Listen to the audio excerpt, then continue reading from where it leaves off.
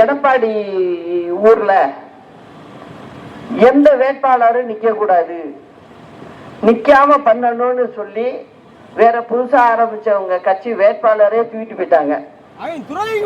இதெல்லாம் மீறி இது மாதிரிலாம் நடக்கும்னு எனக்கு தெரியும்.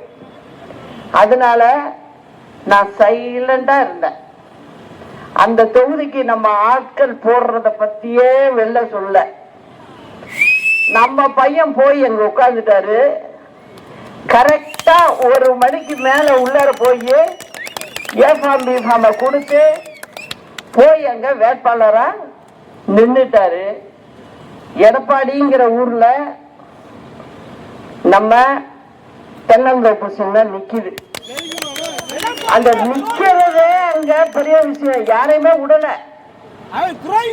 அந்த அளவுக்கு ஒரு கொடூரமா நடந்துக்கிறாங்க. அதெல்லாம் நல்லது இல்ல.